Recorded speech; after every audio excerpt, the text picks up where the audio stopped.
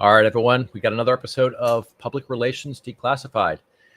And we got kind of an interesting setup here today. We're going to be doing things a little bit different than we have in the past. I'm actually going to bring on someone who is a recognized authority in their industry, and we're going to interview him and talk a little bit about the process. You know, what happened from starting from scratch, going to basically being at the top of the food chain in that industry. We've also got some interesting things to cover here with Google and some of the stuff that's going on in their world and how public perception is changing there. We're also going to be covering what to do after you get featured in the media. This is an area that I see a lot of people get wrong because they'll get featured and then they won't do anything with it. And that leaves a lot of opportunity on the table. So we've got a really interesting story about that from an event. I think it was last week that this all went down. So we're going to have a lot of fun with that. And then we're going to talk about something interesting that you're going to see in the news yet. Has not really broke, but you will be seeing this soon, followed by Jeremy's PR PSA. So what we're going to start off with here is what I'm going to start calling the authority interview. And today we're going to be interviewing David Bell, who is the CEO of USA Mobile Drug Testing. And we've got an interesting story here. I've known David for quite a while. We've been working together for years upon years. And he had an interesting journey where I originally met him when he was running a printing company. And the two of us were both vendors for another client that we worked with.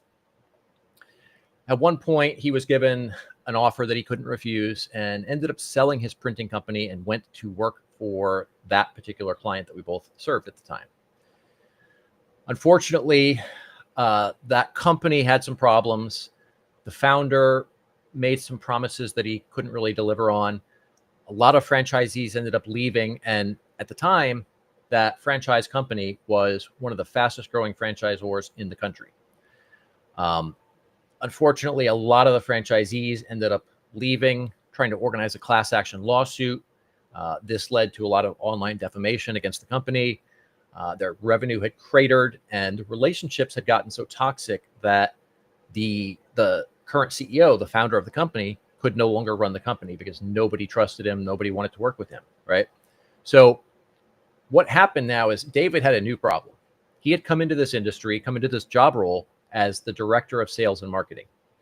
And now he had to step up to become the CEO, but he had no connections. He had no authority. He had no experience, right? He was a great sales guy. He was, very smart when it comes to business, but within that industry, he was essentially, brand new. So what we're going to do is we're going to go ahead and bring David up next. And Chrissy, if you can go ahead and bring him up on cam for us. We're going to talk with David a little bit about that journey. There was a lot of interesting things along the way that we ran into here. Chrissy, let's go ahead and get David on. Did we lose? There we go. All right. So, David, we're gonna talk a little bit about your journey. I know there was a lot of things that came out of this situation that were very uncomfortable, very unpleasant along the way. We're going to talk about some of that, and then kind of how this all played out. So, the first thing that I want to talk about is something that almost everybody runs into, and that's something called imposter syndrome. I know you and I have talked about this a bunch. Let's talk about what that looked like from your perspective, where you were objectively great at sales. You were great at your role, but now you're stepping into this new role. But this is something that even people who are experienced at what they're doing, we all run into this, right? If you're intelligent, you're going to face imposter syndrome. And the more visibility you get, the more of that you're going to face. So, David, first of all, thanks for joining us today. You're welcome. Thanks for having me. My pleasure. So let's talk about the imposter syndrome side of things, man. You stepped into some pretty big shoes in terms of the footprint of this company, right? You had a lot of responsibility. You had a lot of eyeballs on you. Let's talk about what that was like from kind of a psychological perspective. Absolutely. Running a printing company for several years, I think six and a half years, I often looked at that company and the size of it, near $1 million in annual revenue by the time I sold it. And I didn't see that at the time as a young man as a successful business, right? I just completely collapsed that. thought process. And so stepping into the vice president of sales and marketing for USA Mobile Drug Testing was a unique opportunity for me. And then really soon after that, within like, what was it, 3 months, I think, we started to hear and see this class action lawsuit start to develop. And so post that point and becoming the CEO and reviving those relationships that were salvageable at the end of that opportunity definitely made me feel like I was underqualified, right? I just didn't feel like I had what it was going to take. And so, in one aspect, doing it that way actually creates and pulls from gumption, right? Some of the hard times I had as a younger man, as a teenager, struggling, going through life, just had me excel. I stepped up to the plate. I did the things that needed to be done. I organized sales for the franchisees. I brought them together at annual conferences, and we really started to double and triple their revenue year over year for about 3 to 4 years. And it obviously everybody's slightly happier. They're making money. They're seeing a future in this industry. And overall, that's the outcome of that. So yeah, definitely intimidating at first. Yeah. Now you had faced another challenge that a lot of people don't. So I mentioned that when you get put in the spotlight, you get a lot more eyes, a lot more criticism. But the criticism towards you was, I feel, a lot larger and a lot more focused. So it wasn't just normal criticism that every entrepreneur is going to face when they're in the spotlight. It's also, you had people actively attacking you, trying to destroy your reputation, destroy your credibility. So that was one aspect. But then the other aspect was internal, which other people didn't see. But that was the franchisees who were also criticizing you at first because you didn't have the experience in the industry. It was, oh, well, what does he know? He's never run this kind of business before. So talk about how that kind of played a different role, because I know you had experienced some criticism from time to time, even just running the printing business back in the day. How was this situation different from your perspective? It was pretty interesting. At first, it kind of had, the syndrome of herding cats, right? There was so much going on from a legal perspective to, stepping up into my new role and being actively criticized by the people inside my organization was a bit challenging. But, knowing myself and me, I basically just said, I'll show you.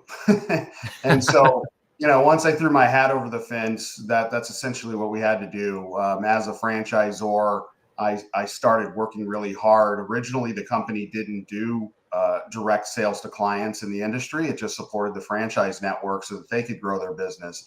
And so when I started to get that criticism, how can you show us what to do if you've never done it? And I had a really great business partner, Joe Riley, who's been in the industry 30 years. He's still part owner in the company, and he's a mentor of mine. And having him behind me, pushing me, helped me step up and show them. So essentially started selling drug testing directly. I bought some of the franchises who wanted to leave out. I took over their businesses in Minneapolis and down in Miami and a couple other states, and essentially started selling direct to customers, not competing with my franchisees, specifically in areas that they weren't located, advertising nationwide, and eventually growing a multi-million-dollar business. So I was able to better support my franchises, considering I'm their business coach, right? They come to me when they want to hire a sales executive. They come to me when they want to, move from their home when they initially start into an office and start having staff and support. And I was able to, by doing the work myself, growing the business to the levels that they wanted to grow to, it was real simple to just start showing them what I was doing. And now that we're post-COVID 4.5 years, I really see an opportunity to get re-engaged in that space now, as that was a huge distraction. I love it. And you did something so when an entrepreneur is in a position like this, they've basically got one of two paths, right? I see a lot of entrepreneurs who they want to get up there and they want to be seen as the expert. They want to be seen as the authority in their industry. And they just want to do that through talk, right? They're thinking things out. They're coming up with ideas, hypotheses, how things should work, right? And then you've got the other group who are like, all right, well, I'm just going to do the things that need to be done and promote that. And my actions and the results will speak for themselves, right? So obviously you still have to promote that, but you took the path of actually taking action. So when this criticism hit you, you jumped in and took action, right? There was a lot of the local sales that you were doing.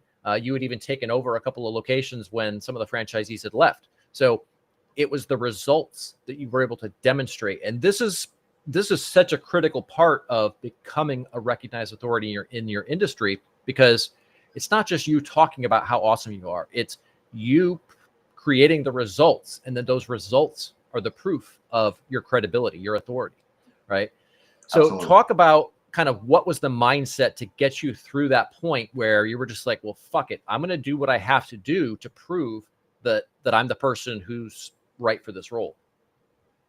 Yeah, and there was a lot of moments where I was discouraged. One of the early industry associations, which was now acquired when I was on the board of the new National Drug and Alcohol Screening Association, I was turned down for a board seat. I was serving on committees. I was attending the events. I was trying to be visible in places that supported the franchise network. It supported my role in the drug testing industry as a leader. And so, I had to use those opportunities when it felt like I was failing to overcome that adversity, and eventually becoming awarded a board seat with the National Drug and Alcohol Screening Association, which made us more public, sponsoring their events, having our brand be more visible, and working with large clients. We've done some pretty massive events for some of the biggest names in business today. And so that was proof to me personally that we could do anything. And, with that kind of encouragement, I was able to just succeed. Yeah. Now, along the way, you and I had some battles as far as what you didn't want to do. And this is something don't when like it comes. This is the first time I've talked about this type of stuff publicly. So, Yeah, that's a good point. Yeah, I know you and I have talked privately and even privately with other people, but I don't think you've talked super publicly about this part of it, or even a lot of the details here. But one of the things I remember specifically happening was initially you not wanting to get out there in the eye because there was all this criticism and there was plenty of negative ammunition for people to use. So talk about the mindset there of getting out of your comfort zone. And so, for example, let me back up a minute here. So part of what we had to do to turn things around for the company was we had to, first of all, try to suppress some of that negative information. And for those of you who are listening who aren't familiar with the story, I know I've touched on bits and pieces of this from time to time in some of my content, but the franchisees who left, they were very unhappy. I think it was 28 of them, 28 franchise locations. Yeah, it was around 20, I think, that Okay. in that segment in 2012 and 13. Okay. And they got together with a very, on one hand, he was a bit shady. On the other hand, you have to respect his tactics. Like the guy was using what he was using to get the job done. Ultimately, he failed. He had met somebody who was more effective than him, but he had all of these franchisees go out online and start blasting the company everywhere online. And it was like the first 3 pages of the Google search results were filled with all of this negative shit. So that was something that you had to contend with every time that you went out there. So I know when we were talking about getting out and, getting articles published, getting you on TV, getting you in these various opportunities, you were very hesitant to do that. So let's talk about the thought process there, and then kind of how you got over that mental hurdle to get out there and get in front of people, which is the huge part of getting to where everything ended up in the long run. Recently heard someone, Candace Owen, she was pregnant on stage, and she said to someone in her audience who was giving her a hard time, heckling her, and she basically said to that person, life's hard, get a helmet. And, honestly, I took that to heart, and that was recent for me. The reality is I never got over it. There's a lot in life, whether it's adversity, depression, whatever you struggle with, you may never get over it. Really what made a difference was overcoming the fear by doing it anyways. Getting in front of people, talking to people, having, content exposed on all the things that we did business.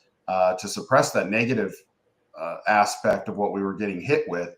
And at the end of the day, it's all about just showing up. Show up, have the conversations. You look good, you look bad. Everyone on the planet has that, worry, and so we just did it anyways. And that's, for me, that's how it worked. I show up. Yeah, I love it. And, that's such a critical component of this for multiple reasons. One of them is, to get out there and be that top leader in the industry, you have to get out there. So it's part of the equation. But the other side is to start to get rid of all this negative shit. We have to get positive stuff out there. And Absolutely. So it's a critical component there.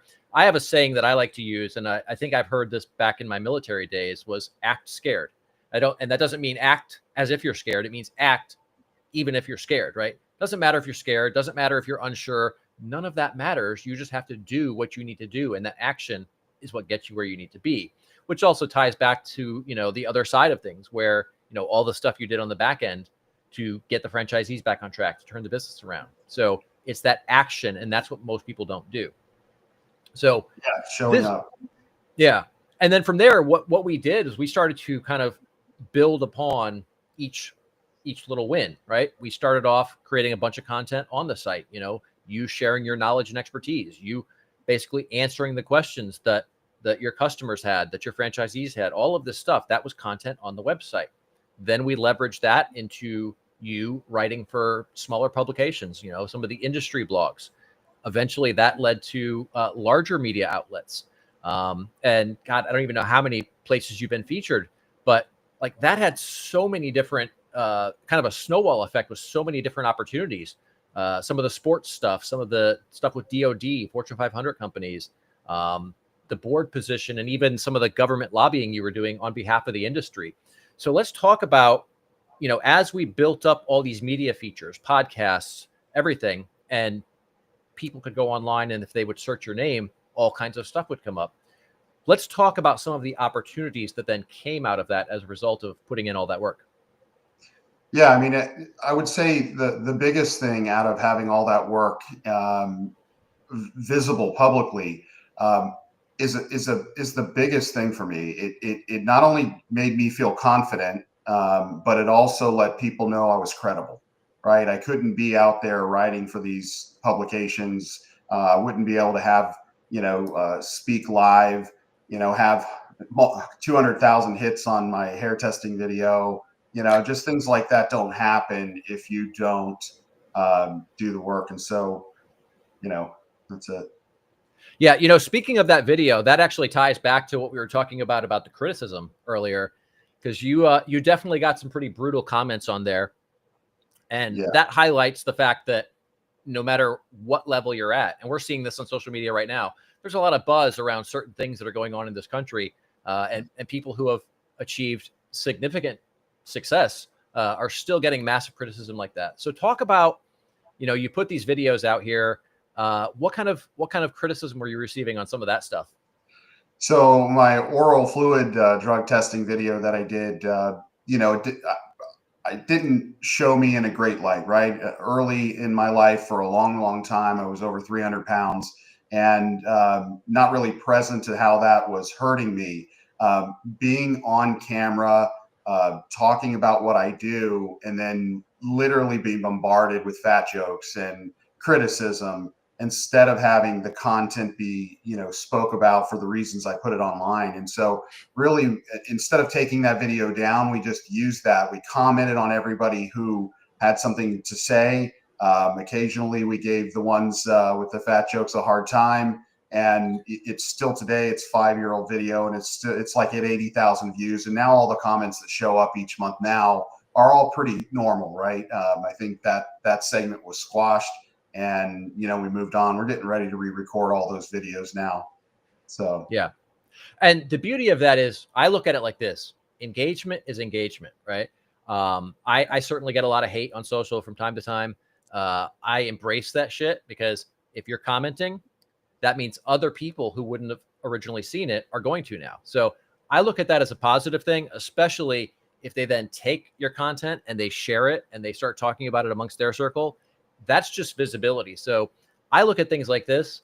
purely from a strategic perspective, take the emotion out of it. There should be no impact to it. Whatever they're going to say, that's a reflection of them. So I don't take things personally. And in some cases, I'll kind of bat the ball back and forth with them a little bit. We both had a lot of fun with that, but that's a great opportunity to create even more exposure. And this is something that if you're going to go out and achieve anything of significance, if you want to be seen as a leader in an industry, you have to be comfortable with this criticism, and there's going to be a lot of it. So you just have to kind of get over that. And I think you've done a great job of that. Let's talk a little bit about, my pleasure. Let's talk a little bit about revenue, if you're comfortable with that, kind of Sure. where you were when everything cratered and where you were when everything peaked. Is that something you're cool with talking about? Yeah, absolutely. So when I came into the franchise system, they were relatively new, right? They just started promoting the business in 2010. By 2012, when I came on board as the vice president of sales and marketing, the company had a little over 50 franchisees. We added another 5 in 2012 to 55 locations, participated in the training, and got to work with those folks. And our internal revenue was low, right? I mean, they weren't making many sales. Royalties were low. We weren't selling directly to consumers. Our revenue was under $400,000 to $500,000 a year at that time, which is pretty small for a company you've got 55 franchise locations. And so that was the first thing I tackled. Having owned a printing company for nearly 7 years, starting it in my garage, working my way up to a 3,000-4,000 square foot facility, and doing a lot more commercial printing, I realized it's not easy. There's a lot of roadblocks, funding, equipment, staff. And so when I was really present to where USA Mobile Drug Testing was in 2012, I knew the focus was to get the franchisees to sell. Their revenues were really low, and that was their biggest complaint. So we went to work, and instead of and many of those people are highly qualified individuals, executives at Fortune 50 companies that went out on their own to start their own business, live that American dream, and then realize this is a little bit more than what I thought I was taking on. And specifically, we did a lot of marketing. You did a lot of marketing for the company. And what I discovered, and you and I both were in a meeting when we discovered that the franchisees weren't taking actions on the marketing. They weren't asking customers for the sales. And so it took us about a year to get them to start asking those questions, putting them through sales boot camps in order to double, triple their revenue into, nearly $10 million a year for what was left like 24 franchisees at the time.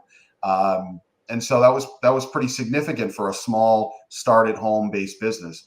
And then once I started acquiring franchisees and selling direct to customers in areas that the franchisees were not actively seeking work, our revenue shot up over $3 million over the course of about 6 years. And then through COVID, we had an opportunity to do a lot of COVID testing and staff those events. At one point, we had 165 contract laborers working in various COVID testing sites in a particular state.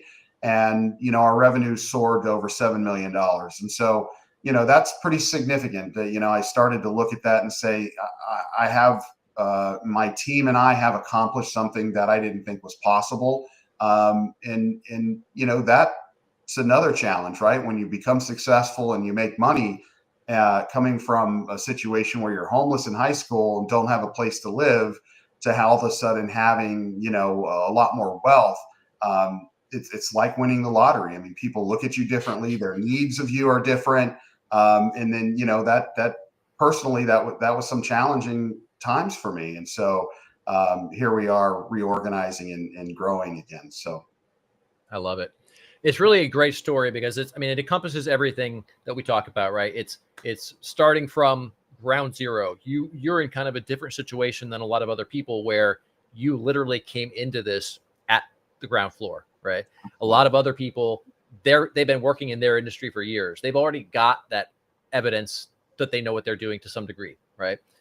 You came in from zero and became an industry leader in a very short period of time. And part of that is because of the PR tactics and what was done to make that happen. But also part of that was because you had the drive and the discipline to do what needed to be done, despite your feelings, right? Despite the insecurity that we all have, despite the fear, despite anything like that. Absolutely. And so I think it's a great story. It's something that a lot of people could emulate. And I want to thank you for coming on to share this with everyone today. Thanks for having me. I really appreciate it. My pleasure. All right, Chrissy, we're going to go ahead and roll to the next segment here now.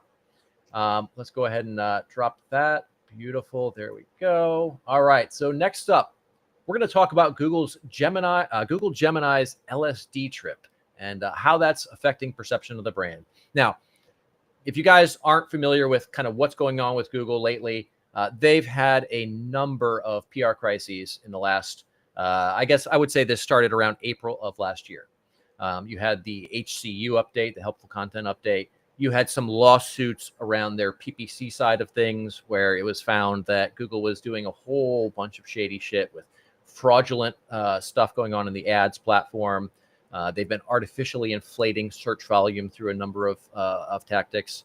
The AIO overviews, if you guys are familiar with the artificial intelligence overviews, that little stupid thing that shows up in the search results, and it's giving you horrible advice or horrible answers that is often not even close to accurate.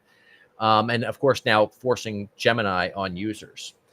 The problem is, aside from all of these various PR crises that Google is dealing with right now, is Gemini right now has really put a stain on Google's reputation right now. So they had a Q4 earnings call, and they were showing some screenshots from or rather, this is a screenshot. They were showing a video in the Q4 earnings call, and basically this was what they're going to play in the Super Bowl that's coming up here shortly, and this was showing how Gemini is interacting inside of Google Docs in this case. Now, obviously, you probably can't see that. We'll go ahead and blow that up here. In this particular case, this piece of content that's created by Google Gemini that it's giving you as a way to help speed up your writing, it's saying that Gouda is accounting for 50 to 60% of the world's cheese consumption, which is not true, right? This is not Gouda. But they recently then went back and backtracked, and they hid that information, right? They changed it, and they updated the video. So that video you can't access the old data anymore. So the video that was uploaded, now you and I can't do this. If I upload a video and there's something wrong in it, I can't go back and change that video, right? I have to upload a new video, and it's going to have a new upload date. But Google went ahead and changed the video when they got called out. Now, Nate Hake was somebody that brought this to my attention. I suggest you guys look for him on X.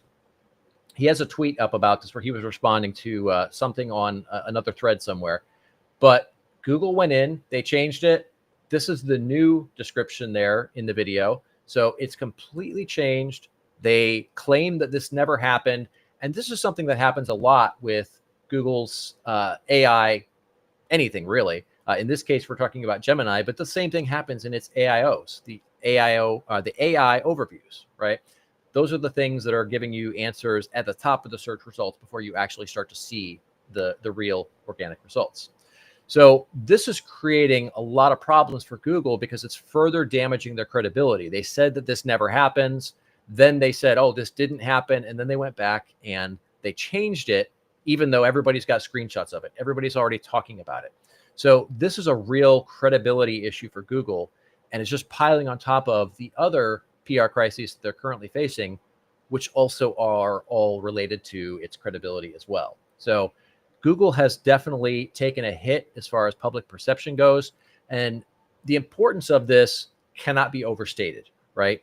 If you do something wrong as a company, you can't go out and just try to hide the information. You can't go out and try to change things and then say, oh, no, that didn't happen, right? This is the whole Wizard of Oz thing, right? Pay no attention to the man behind the curtain.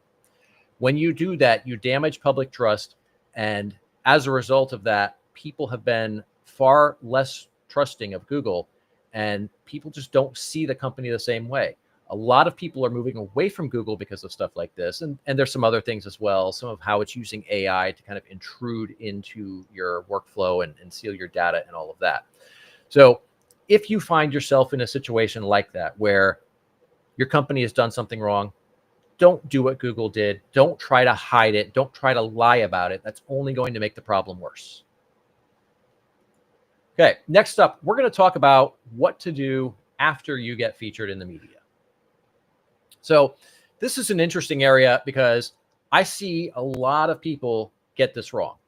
So most people, when they get featured in the media, they get that hit, whether, Entrepreneur, New York Times, Forbes, whatever it is, and they might share it on social media, and then that's the end of it, right? Now, back in the day, if you got featured in the media, that media hit would result in tons of immediate exposure and often a lot of outreach.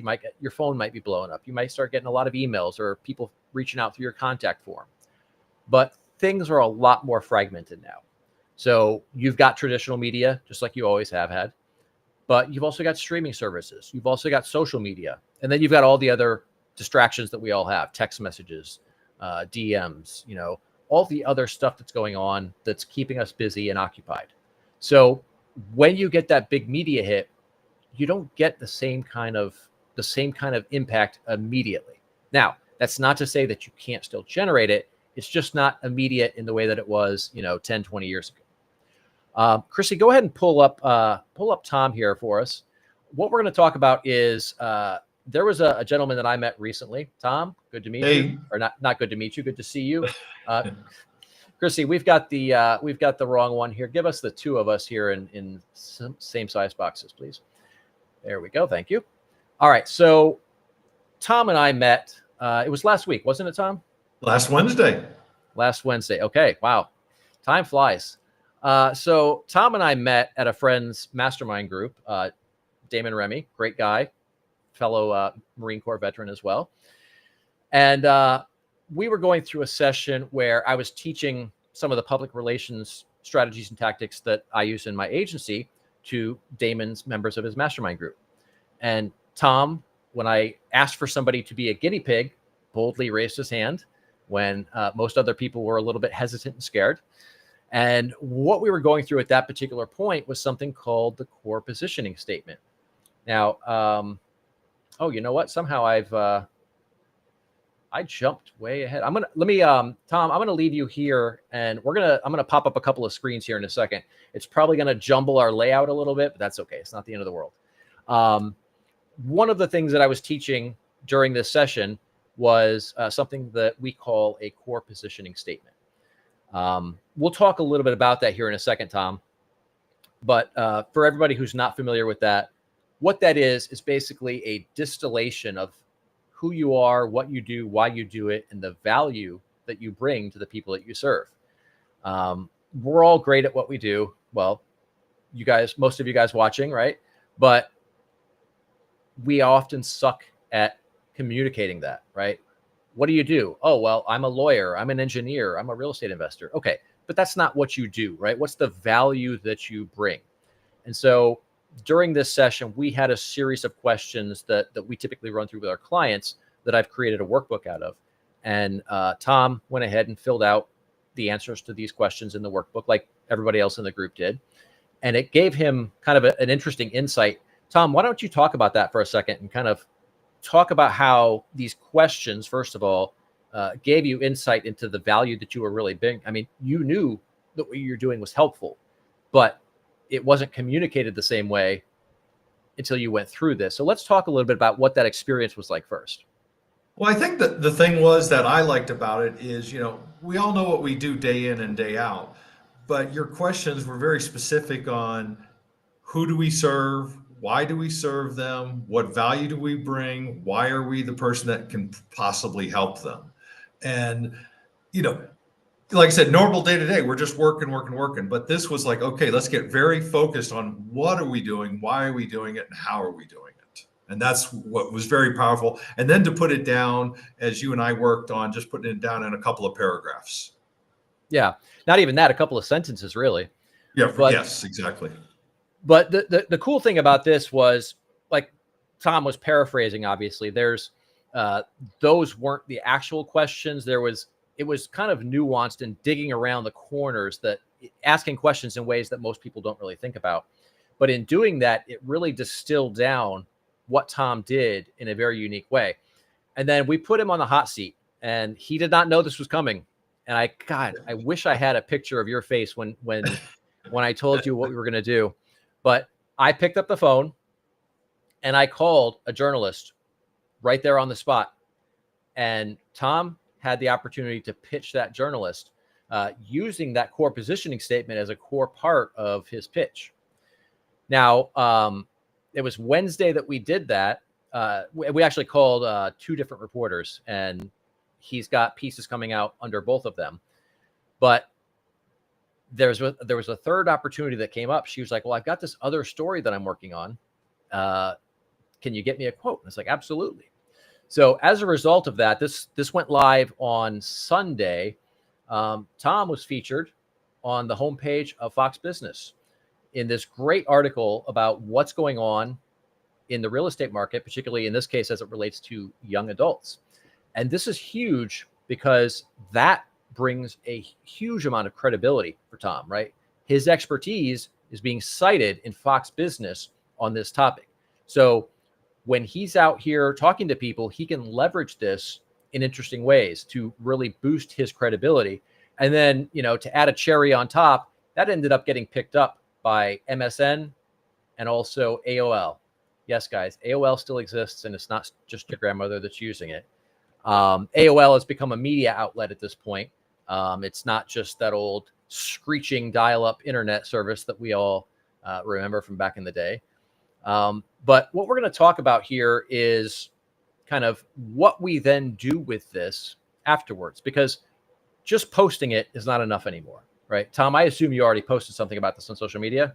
Yeah, well, yeah, and I think, when you sent this over that this got published, I said, yeah, okay, now what? Because that was the thing. It's like going, well, something's got to be done with this, but I have no clue. Right. And I was like, you know what? This would be a great segment to talk about in the live stream. So I was like, all right, well, you're going to come up and I'm going to put you on the hot seat again, and we're going to run through some of this stuff. So we're going to give you guys a quick overview of some of the things that you need to be aware of, some of the things that you should do with this publicity. Later down the road, probably within the next week or so, I'm also going to do a much more in-depth workshop where we'll walk people through all of the details, exactly how to do everything in this. But for now, we're going to give you guys a quick primer on this. So typically, I mentioned earlier, what people will do is they'll post it, hey, I'm honored to be in such and such for my insight, blah, blah, blah. And then that's the end of it. They never do anything else with it again after that. And that is leaving so much opportunity on the table. So yes, we absolutely want to do that, but there's a lot more we'll do with it, even on social. But then there's some other things. We'll talk more about what we do with it on social in a second. But the next thing that needs to happen is it needs to go on your website, right? Tom, I assume you have a website? Yes, I do. So Beautiful. I haven't put it up there yet, but that was the next thing on my list. Yes. Okay. So you're going to put a press page up. Everyone who's been featured in the media should have a press page. And in your case, Tom, you've got 3 pieces to put up there right now. And you'll have a 4th one here shortly. So the press page needs to go up. And generally speaking, the way that I'm going to organize a press page is the highest profile ones are going to be first, right? You want to make that massive impact right out of the gate. You also want to link to the article itself. So I've seen people, they'll put up, featured in ... But then there's no evidence of it. There's no link. There's no way to verify that. And that creates credibility issues because a lot of people will say featured in all these places, but they actually weren't, right? So if there's no evidence to support that claim, it makes you look less credible. If it's a TV segment, you'll want to get that video. You'll want to embed it in the press page. And then also you want to make sure to put that logo on the homepage. So in your case, you'll put up the Fox Business logo, which I have a vector image for you. I'll send that over to you later. But you want to put up that Fox Business. You want to put up that MSN. AOL, I probably wouldn't. But a lot of people don't really recognize it as a major media outlet, although it is, but I wouldn't put it up there just because it's probably not going to have much effect for you. But generally speaking, you want to put the logos of the media outlets up there, and then make sure your press page is viewable from your homepage. You want to have a link from your homepage to your press page. Then we want to also leverage this in our marketing materials. So I don't know if you're using any kind of print materials, but you should have something about this in there if you do. In your articles or your email copy, right? You can always cite this and even link to it, right? You want to use this as credibility. So if you're talking about a particular topic, in this case, home affordability, you could talk about that. And then you could say, this is a topic I was recently cited in at Fox Business, and then here's the link to it, right? So this is a way to just work it in there to further boost your credibility without being overly, internet marketing bro douchey kind of mindset, right? You can also use it in sales calls. Somebody asks you a question. You can say, that's a great question. And I recently had the opportunity to share my insight on that over here at Fox Business. And here's what I said. And here's how it applies to you, right? So now you're working that in there in a subtle but effective way, but it's building your credibility. And presentations are another opportunity. So you're on stage. You're going to bring up a stat about, let's say, home affordability or, anything related to whatever you're featured on. Now you have an opportunity to cite that particular feature, and it further boosts your credibility. And then there's a ton of content that we can create around this. So, all kinds of social media posts. You can write, we had, I don't know, it was a small paragraph that was in there, right? Yes. It wasn't an entire interview about how awesome Tom is. It was an interview about the topic with Tom chiming in, right? Sharing his insight on this aspect. But I bet if you sat down with that reporter, you could probably talk for an hour or 2 hours easily, right? On that particular topic.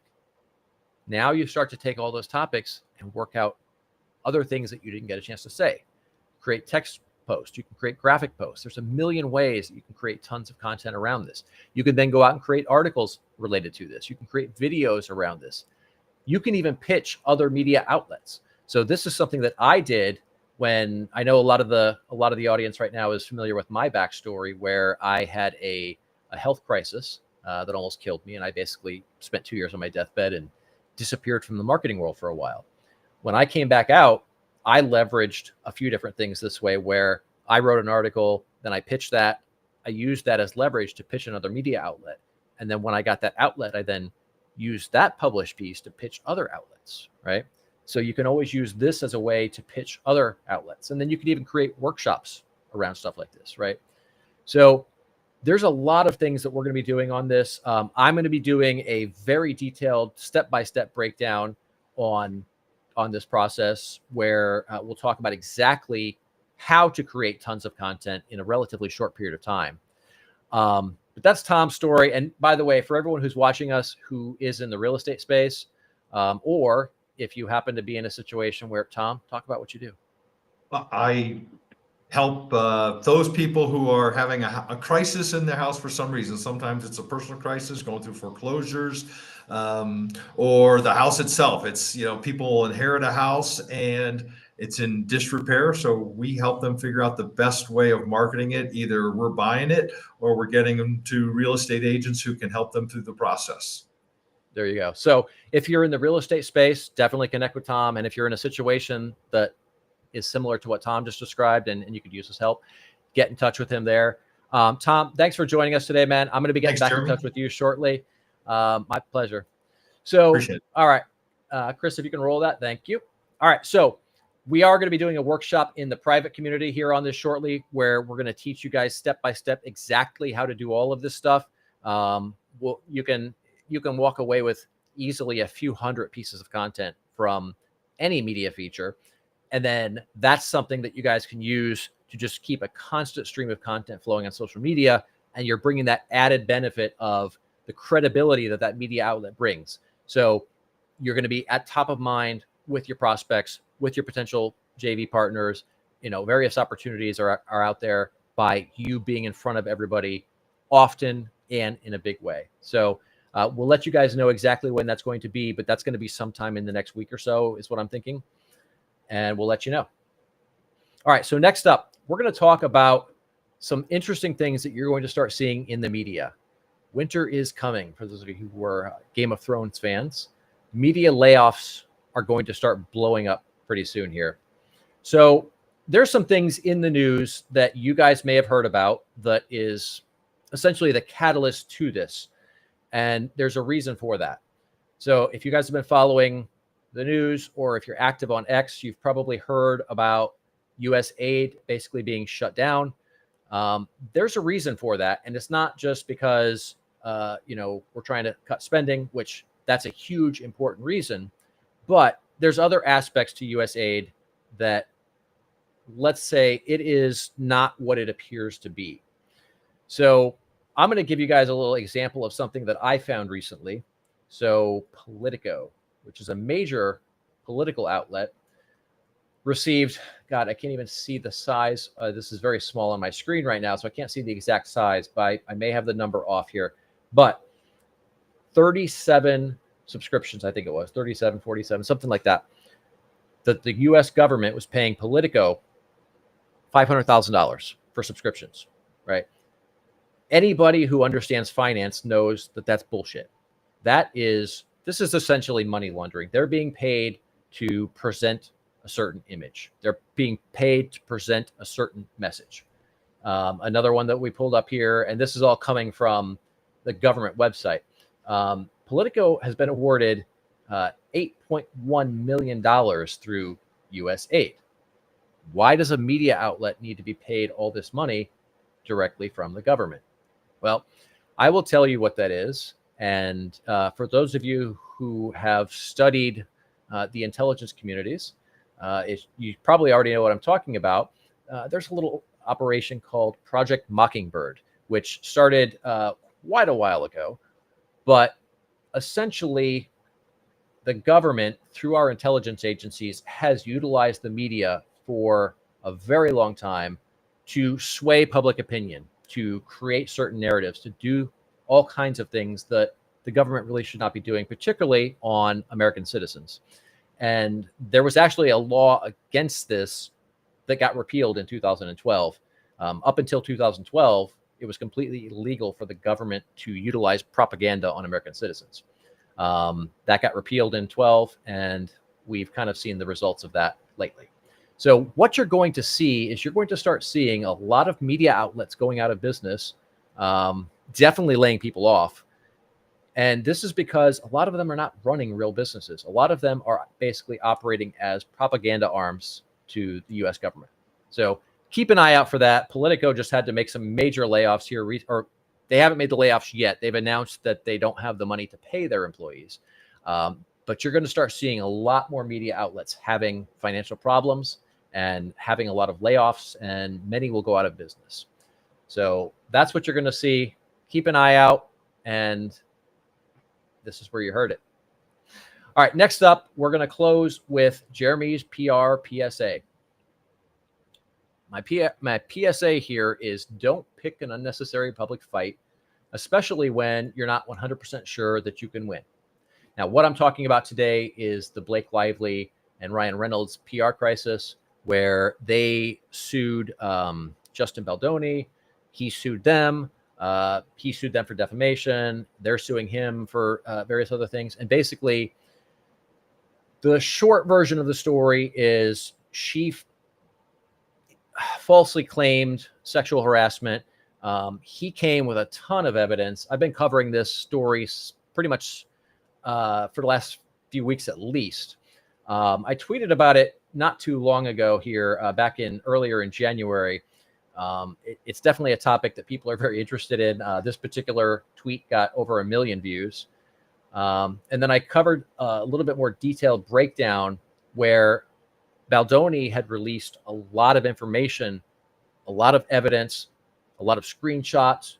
Basically, he had everything. He kept all of the evidence, and it destroys everything that Blake Lively and Ryan Reynolds were claiming in their lawsuit against him.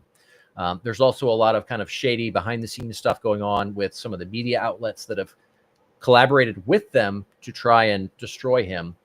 And as a result of all of this, the public perception of Blake Lively and Ryan Reynolds has completely changed. In the beginning, when this whole thing first broke, they tried to paint him out as this evil guy who was just, being creepy and gross. And what you see now, if you go look up anything on Blake Lively, you're going to see that public perception of her has completely changed. Same for Ryan Reynolds.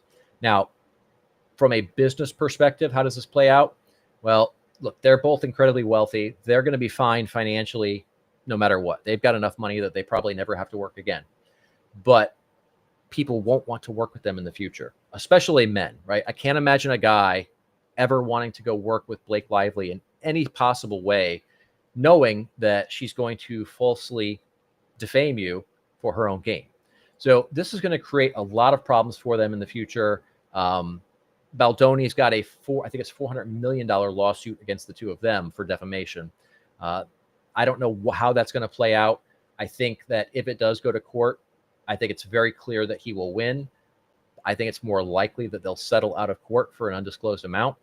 But public perception of Lively and Reynolds has changed dramatically because of the way they approached this fight.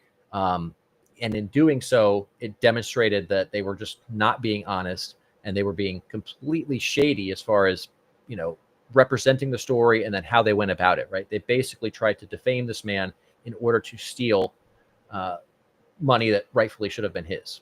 So that's a wrap for today, guys. If you got some value out of this, I'd love it if you'd share it with the people in your circle. If you're not already in our Facebook group, definitely check us out there. And if you've got questions that you'd like me to talk about, feel free to let me know in the group. And I look forward to seeing you all in the next episode. Thanks, everyone.